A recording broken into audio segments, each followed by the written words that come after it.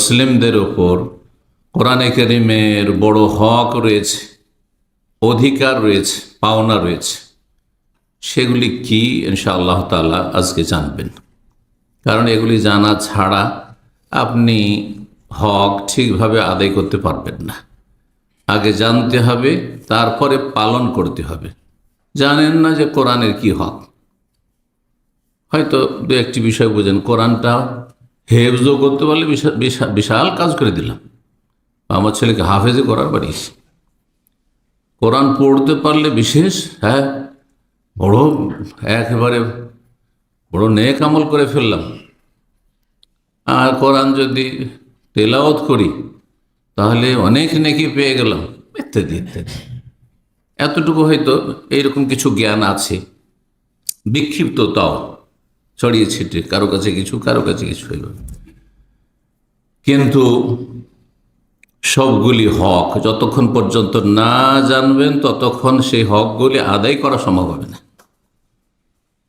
যেমন আপনি বাবা মায়ের হক যদি নাই জানেন যে হক বা কি, তা কিভাবে আদায় করবেন বাবা মায়ের হক আপনি? একজন স্ত্রী যদি স্বামীর হক কি তা না জানে তাহলে কিভাবে আদায় করবে?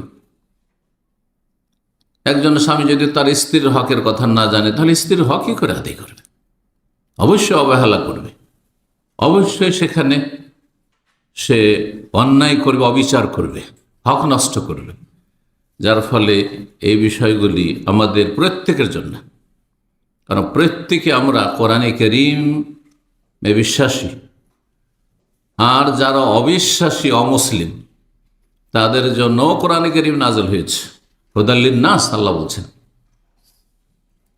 শাহরু রমাদান আল্লাযী উনজিলা ফীহিল কোরআন, রমজান মাসে কোরআনুল কারীম নাযিল হয়েছে হুদাল লিন-নাস, বিশ্বজাহানের সমস্ত মানুষের জন্য হেদায়েত, দিক নির্দেশনা, সমস্ত মানুষকে রাস্তা দেখাতে এসেছে।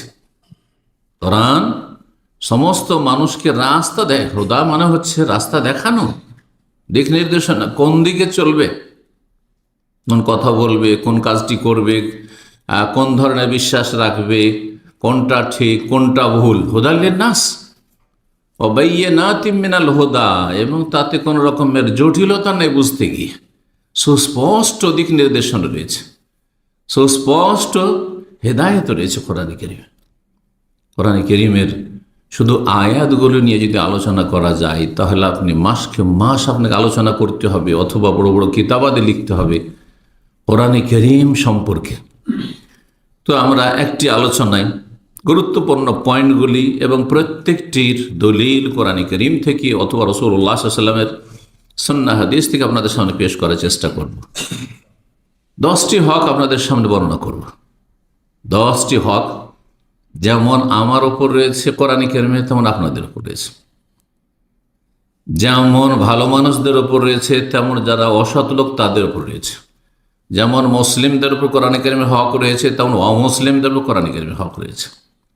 আল্লাহ আমাদেরকে যেন যথাযথ কোরআনুল কারীমের হক আদায় করার তৌফিক দান করেন।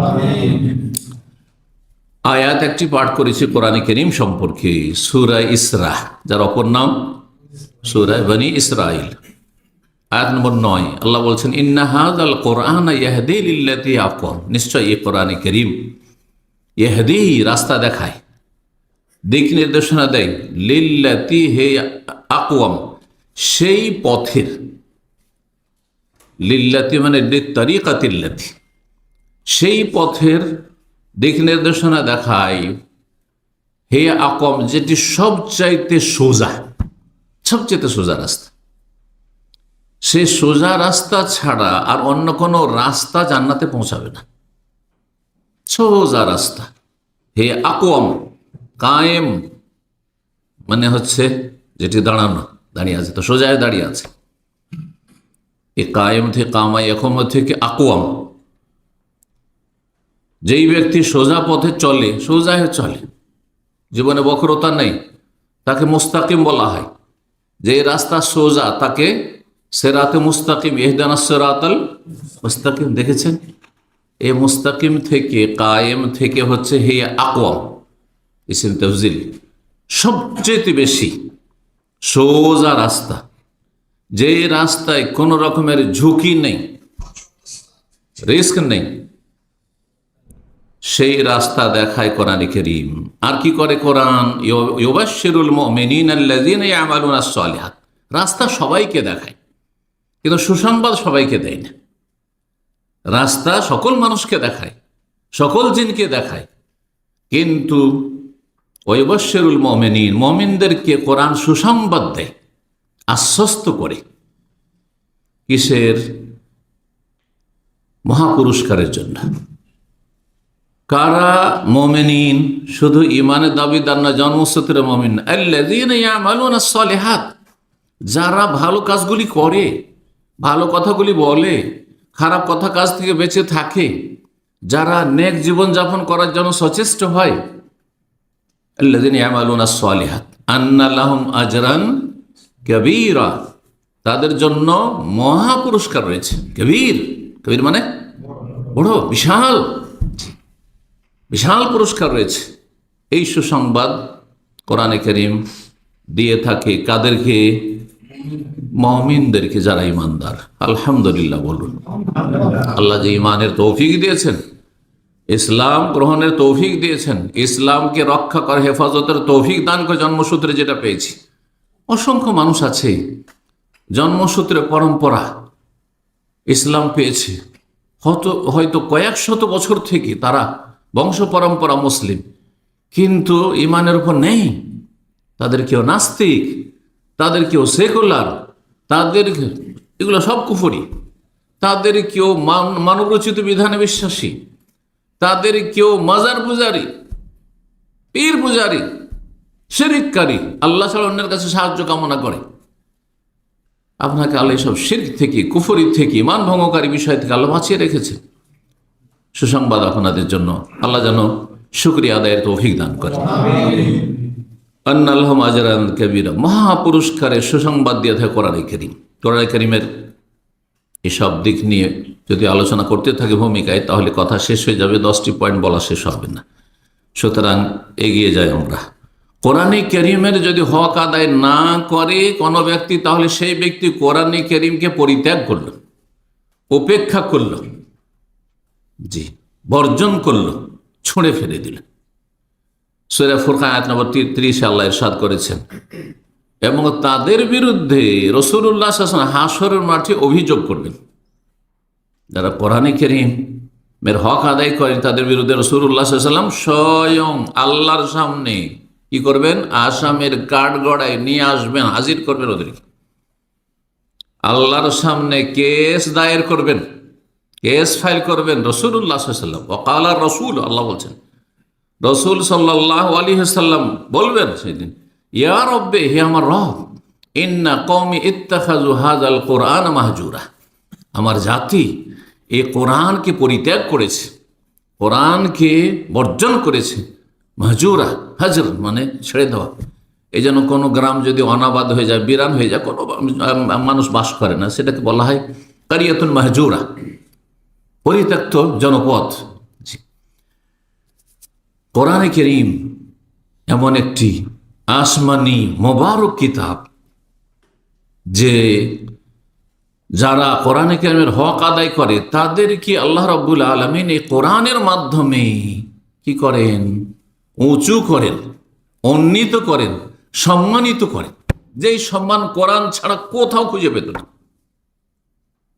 বহু জাতিকে আল্লাহ সম্মানিত করেছেন, অথচ তারা সমাজের একেবারে নিম্ন স্তরে ছিল, সব দিক থেকে, সামাজিক দিক থেকে, পারিবারিক দিক থেকে, বংশীয় মর্যাদার দিক থেকে, অর্থের দিক থেকে, আর ক্ষমতার দিক থেকে, শারীরিক মানসিক শক্তির দিক থেকে, সব দিক থেকে একেবারে নিম্নমানের ছিল। গোলাম, দাস দাসী ছিল তারা। চিন্তা করুন, বেলাল একজন গোলাম, দাস, কালো কদাকার কুৎসিত, সুবহানাল্লাহ, আফ্রিকি, কিন্তু রাসূলুল্লাহ সাল্লাল্লাহু আলাইহি সাল্লামের মোবারক মসজিদ নবীর মিনারায় আজান দেওয়ার মর্যাদা হাসিল করেছে। রাসূলুল্লাহ সাল্লাল্লাহু আলাইহি সাল্লামের সামনে জান্নাতে আগে আগে হাঁটছে, আর রাসূলুল্লাহ সাল্লাল্লাহু আলাইহি সাল্লাম তার পায়ের জুতার স্যান্ডেলের আওয়াজ পাচ্ছেন। হাদিস জানেন না? চিন্তা করুন কিভাবে পৌঁছলেন তিনি, অথচ তার এমনি পার্থিব কোনো মর্যাদাই ছিল না মক্কায়। ইন্না হাযাল কুরআনা ইয়াহদি লিল্লাতী আকওয়াম, শুধু আখিরাতের ক্ষেত্রে নয়, জান্নাতের ক্ষেত্রে নয়, দুনিয়ার ক্ষেত্রেও কোরআন সম্মানিত করে। তো হাদিসটি বলি আপনাদের সামনে, বহু জাতিকে, বহু মানুষকে আল্লাহর কোরআন দিয়ে সম্মানিত করেছেন, আর করছেন, আর করবেন। আর বহু জাতিকে কোরআনের মাধ্যমে আল্লাহ নিচে নামিয়েছেন, নামাচ্ছেন, নামাবেন। বলছেন রাসূলুল্লাহ সাল্লাল্লাহু আলাইহি ওয়াসাল্লাম, বলছেন ইন্নাল্লাহ ইয়ারফাউ বিহাযাল কিতাব আকওয়ামান ওয়া ইয়াদাউ বিহি আখারিন, নিশ্চয়ই আল্লাহ রাব্বুল আলামিন কি করেন, ইন্নাল্লাহ ইয়ারফাউ বিহাযাল কিতাব, এই কিতাব, আল কিতাব দি, আল কিতাব কোন কিতাবের নাম? আলিফ লাম যালিকাল কিতাব, আল কিতাব।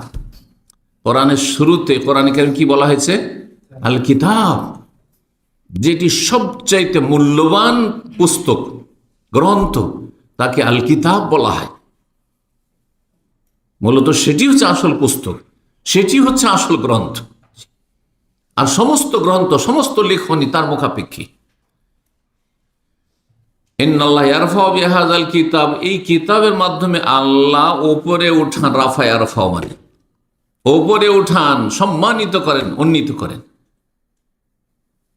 আকওয়ামান, কওমের বহু বচন, বহু জাতিকে, বহু জাতিকে। আজকে চিন্তা করুন, যারা সারা বিশ্বে ছড়িয়ে ছিটিয়ে মুসলিমরা আছে, সে সংখ্যালঘু হোক আর সংখ্যাগরিষ্ঠ হোক, মালয়েশিয়া, ব্রুনাই, ইন্দোনেশিয়া, হ্যাঁ, তারপরে যেসব এলাকা মুসলিম সঙ্গে, চিন্তা করুন কত দূর কাফের অঞ্চল পার করে সেখানে কোরআনের আলো পৌঁছেছে। আর তারা সৌভাগ্য তাদের হয়েছে, তারা ভাগ্যবান হয়েছে, খুশনসিব হয়েছে। চিন্তা করুন তো দেখি, মাঝখানে বহু জাতি কাফের পত্তলিক থেকে গেছে, ইহুদি নাসারা থেকে গেছে, পথভ্রষ্ট থেকে গেছে। যারা দুনিয়ার ম্যাপ সম্পর্কে ভৌগোলিক জ্ঞান রাখেন, তারা ভালো করে বুঝছেন, জি, কোরআন দিয়ে বহু জাতিকে আল্লাহ উপরে উঠিয়েছেন, দুনিয়া এবং আখিরাতে। ওয়াযাউ বিহি আখারিন, আর বহু জাতিকে আল্লাহ রাব্বুল কোরআনের মাধ্যমে কি করেন? লাঞ্ছিত করেন, অপদস্থ করেন, নিচে নামিয়ে দেন, মাটিতে মিশিয়ে দেন। কোরআনে কারীম নাযিল হয়েছে, যারা ঈমান নিয়েছে তারা আবু বকর হয়েছে, উমর হয়েছে, উসমান হয়েছে, আলী হয়েছে, আশরে মুবাশশারা হয়েছে, হ্যাঁ, তারা জান্নাতের সার্টিফিকেট দুনিয়াতে, জীবন্ত জান্নাতি তারা। আর বহু জাতিকে আল্লাহ এত নিচে নামিয়েছেন, অথচ মক্কায় তারাই ছিল প্রভাবশালী, তারাই ছিল নেতৃস্থানীয় ব্যক্তি। আবু জাহাল, আবু লাহাব, উতবা, শাইবা, রাবিয়া, আর এরকম বহু, জি, ওয়াযাউ বিহি আখারিন, যুগে যুগে এইরকমই। তো কোরআনে কারীম যারা ধারণ করবে, হক আদায় করবে, তাদের জন্য সুসংবাদ রয়েছে যে তারা সম্মানিত, দুনিয়া তো সম্মানিত। চিন্তা করুন সাধারণভাবে যে একটা গরিবের ছেলে যখন কোরআনে কারীমের বড় জ্ঞানী হয়, এলম হাসিল করে সব দিক থেকে, আর তারপরে সেই ব্যক্তি নিজে আমল করে অন্যকে পৌঁছায়, তখন তাকে সমাজে কেউ চিনত না, তার গোটা বংশকে কেউ তার গ্রামে মূল্যায়ন করতো না, আর সারা বিশ্বে তাকে চিনত। এটা তো দুনিয়া, তুচ্ছ দুনিয়া। আখিরাতে যে মহাপুরস্কার আছে, আন্না লাহুম আজরান কাবীরা, সুবহানাল্লাহ। তো কোরআন দিয়ে আল্লাহ বহু জাতিকে সম্মানিত করেন। এই জন্য দেখা যাচ্ছে যে অধিকাংশ আইম্মাই কেরাম যেগুলো দেখবেন আপনি, অধিকাংশ এরা কিন্তু মক্কা মদিনার না। হ্যাঁ, যে এদের আরবি ভাষা ছিল মাতৃভাষা, এরা আরো বংশের, সুতরাং তার বংশীয় মর্যাদাও ছিল, এরা আওলাদের রাসূল নবীর বংশের আলে বাইত ছিল না। ইমাম বুখারী, হ্যাঁ, তারপরে ইমাম মুসলিম, আবু দাউদ, হ্যাঁ, নাসাই, তিরমিজি, ইবনে মাজাহ, অধিকাংশ আইম্মায়ে কেরাম। শুধু ইমাম নাসাই প্যালেস্টাইন, আর বাকি ইমাম বুখারী কোথাকার? বুখারা কোথায়? হ্যাঁ, উজবেকিস্তান। ইমাম মুসলিম বাড়ি নেশাপুর, নেশাপুরি মানে কি? নেশাপুর। আরব দেশে কোনো পুর নাম আছে? পুর না, তাহলে বুঝতে হবে আপনাকে যে কোথাকার। ইমাম আবু দাউদ কোথাকার? সিজিস্তান। সিজিস্তান, পাকিস্তান, হিন্দুস্তান, আফগানিস্তান, আরব দেশে কোথাও নাম আছে এরকম? তাহলে সিজিস্তান বুঝতে হবে এগুলো জিনিস। তো সুবহানাল্লাহ, কিভাবে আল্লাহ সম্মানিত করেন। এক এক করে বললে তো এতেই লম্বা হয়ে যাচ্ছে। ইমাম ইবনে মাজার কথা বলি, তাকে বলে কাজউইনি। কাজবিন কোথায়? ক্যাসপিন থেকে, ইংরেজিতে ক্যাসপিন। ক্যাসপিন সাগর বুঝেন? হ্যাঁ, যারা ভূগোলের জ্ঞান রাখে, সাগর মহাসাগরের জ্ঞান রাখে, তারা বলছে ক্যাসপিন। জি, ইউরোপে চিন্তা করেন আপনি, ইউরোপের বর্ডারে কাজবিনি। এইভাবে দেখেন বহু আইমাকে, ইমাম আবু হানিফা রাহিমাহুমুল্লাহ জামিয়ান, আল্লাহ সবার রহম করুন, তার ভাষা মাতৃভাষা। মাতৃভাষা কি?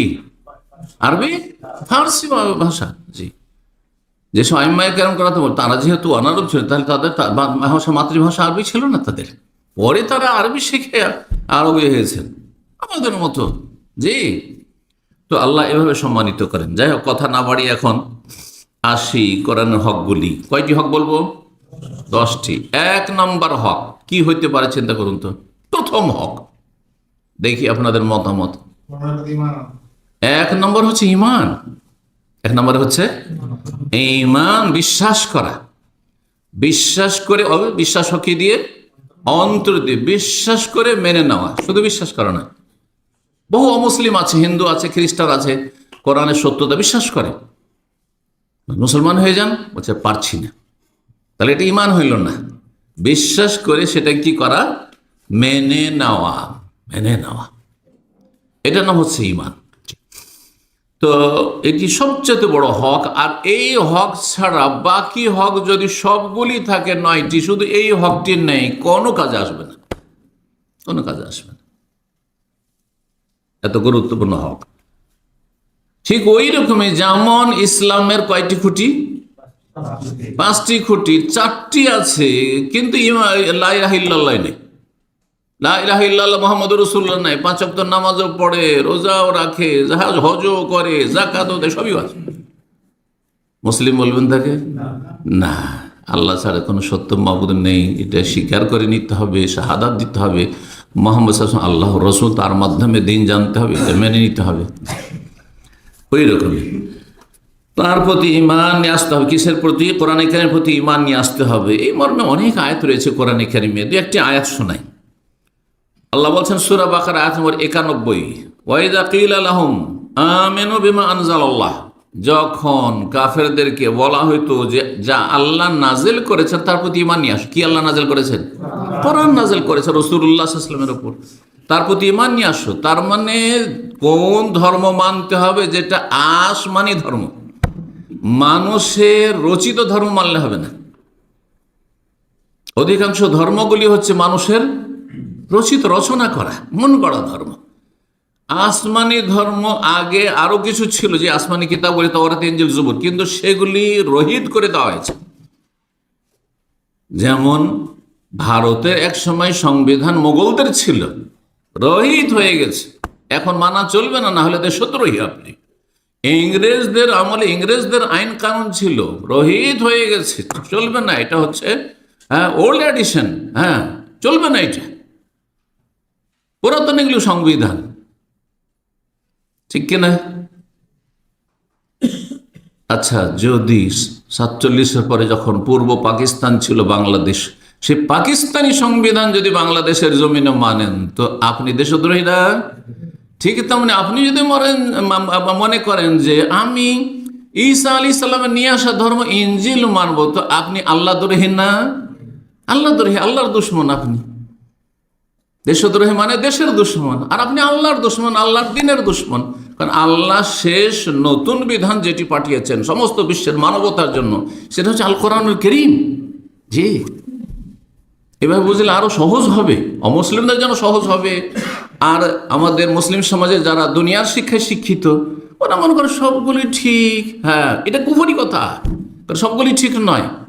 কোনো মানুষ যদি বলে যে বাংলাদেশের জন্য সবগুলি সংবিধান ঠিক, 71-এর পর সংবিধানও ঠিক, আর পাকিস্তানি সংবিধান ওইটাও ঠিক, তার আগে ইংরেজদের ছিল ওইটাও ঠিক, আর তারপরে মুঘল আমলে যে ইসলামী শাসন ছিল ওইটাও ঠিক, চলবে?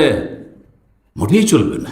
জি, তাহলে আপনি দুনিয়া ভালো করে বুঝছেন, কিন্তু আপনি দিন ভালো করে, জান্নাতের রাস্তা ভালো করে বুঝছেন না। আপনি দেশে নিরাপদ থাকতে হবে, হ্যাঁ, আসামের কাঠগড়ায় দাঁড়াইলে হবে না, এইটা ভালো করে বুঝছেন, কিন্তু হাসরের মাঠে আসামের কাঠগড়ায় যাবেন আর বুঝবেন না বিষয়টি। আগে এটা বুঝতে হবে আপনার। আল্লাহ বলছেন, যখন তাদেরকে বলা হয়তো আমেনু বিমা আনজালাল্লাহ, আল্লাহ যা নাযিল করেছেন তার প্রতি ঈমান নিয়ে আসো, কালু, তারা বলতো নুমিনু বিমা উনজিলা আলাইনা, বিশেষ করে ইহুদিরা, আমাদের জন্য নাযিল করা তাওরাত ওইটা মানবো। ওয়া ইয়াকফুরুনা বিমা ওয়ারাহু, তারপরে যে নাযিল হয়েছে সেগুলি তারা অস্বীকার করত। সুতরাং ইহুদিরা ইনজিলও মানত না, ওটা আমাদের না, মানব না। আর কোরআনে কারীমও মানেনি তারা, ইয়াকফুরুনা বিমা ওয়ারাহু। অথচ আল্লাহ বলছে ওয়াহুয়াল হাক্কু, কোরআনে কারীম হচ্ছে সত্য, হক। মুসাদ্দিকাল লিমা মাহু, তাদের সাথে যে আসমানি কিতাব তাওরাত রয়েছে, যেটা রহিত করা হয়েছে, তার সত্যায়নকারী, অর্থাৎ তাতে যে বিষয়গুলি আল্লাহ রাখতে চেয়েছেন সেগুলির রাখা হয়েছে কোরআনে কারীমে। কোরআনে কারীমে বহু বিধান আছে যেটা মুসা আলাইহিস সালামের ধর্মে ছিল, আর বহু বিধানকে কি করা হয়েছে, রহিত করে দিয়ে নতুন বিধান নিয়ে আসা হয়েছে। সূরা বাকারার প্রথম দিকে আয়াত নম্বর 4 আল্লাহ বলছেন, ওয়াল্লাযিনা ইউমিনুনা বিমা উনজিলা ইলাইক, যারা হে নবী তোমার প্রতি যা নাজিল করা হয় তার প্রতি ঈমান নিয়ে আসে। তো শেষ নবীর প্রতি কি নাজিল হয়েছে? কোরআন, তার প্রতি ঈমান নিয়ে আসে। ওয়া মা উনজিলা মিন ক্বাবলিক, তোমার পূর্বে যেগুলো নাজিল ওগুলোকে বিশ্বাস করে সংক্ষেপে, কারণ ওগুলো সংক্ষেপে, কারণ সবগুলি সংবিধান তো একসাথে মানা যায় না। কিন্তু আপনি বিশ্বাস করেন যে এক সময় আমাদের সংবিধান ওইটা ছিল, এবার বিশ্বাস করেন না? 71 আগে 47 থেকে 71 ছিল, পাকিস্তানি সংবিধান ছিল, তার আগে ইংরেজদের সংবিধান ছিল, ইত্যাদি, 200 বছর প্রায়, ইত্যাদি ইত্যাদি। ওই রকম কোরআনে কারীমের প্রতি বিস্তারিত বিশ্বাস, প্রতিটি বিধিবিধান বিশ্বাস করে তা পালন করা। আর আগের আসমানি গ্রন্থগুলি আল্লাহর পক্ষ থেকে ছিল, সেগুলো মানবরচিত নয়, কিন্তু সেগুলি বিকৃত হয়েছে আর রহিত করা হয়েছে, এটা হচ্ছে বিশ্বাস। আর সেগুলি নবীদের উপর নাযিল হয়েছিল, এগুলো বিশ্বাস করা সংক্ষেপে। অবিল আখিরাত হুম ইউকিনুন, আর পরকালে তারা বিশ্বাস করে। সূরা মুহাম্মাদের 2য় আয়াত আল্লাহ তাতে কি বলেছেন, ওয়াল্লাযিনা আমানু ওয়া আমিলুস সালিহাত, যারা ঈমান নিয়ে এসেছে এবং সৎকর্মশীল হয়েছে, ওয়া আমানু বিমা নুজিলা আলা মুহাম্মাদিন, আরো স্পষ্ট, ওয়া আমানু বিমা নুজিলা আলা মুহাম্মাদিন, এবং তারা ঈমান নিয়ে এসেছে ওই বিধানের ওপর, ওই আসমানি কিতাবে যা নাযিল করা হয়েছে কার ওপর? মুহাম্মদ সাল্লাল্লাহু আলাইহি সাল্লামের উপর। জি, কোরআনে কারীম। জি, আল্লাহ কি দেবেন তাদেরকে? আর তারপরে কোরআন কারীম সম্পর্কে আল্লাহ কি বলছেন, যা নবীর প্রতি নাযিল করা হয়েছে, ওয়াহুয়াল হাক্কু মির রাব্বিহিম, সেটি হচ্ছে তাদের রবের পক্ষ থেকে, মানব জাতির মালিকের পক্ষ থেকে, রবের পক্ষ থেকে চিরসত্য এই কোরআন।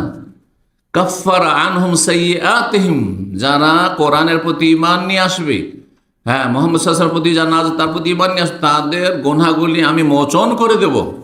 ওয়া আসলাহা বালাহুম, এবং তাদের অবস্থা আল্লাহ সুন্দর করে দেবেন। অবস্থা সুন্দর করা, সার্বিক অবস্থা, পার্থিব অবস্থা আর পারলৌকিক অবস্থা। দুনিয়াতেও আল্লাহর গজব থেকে বেঁচে থাকবে, আল্লাহর সন্তুষ্টি হাসিল করবে, আল্লাহর জমিনে চলছে, আল্লাহ রাজি আছেন, আল্লাহর গজব নামে না তাদের উপর। আল্লাহ রাব্বুল আলামিনের রহমত রয়েছে তাদের জন্য, আর আখিরাতে তাদের জন্য রহমত, অনুগ্রহ, জান্নাত রয়েছে। কাফফারা আনহুম সাইয়্যাতিহিম ওয়া আসলাহা বালাহুম। 2 নম্বর হক,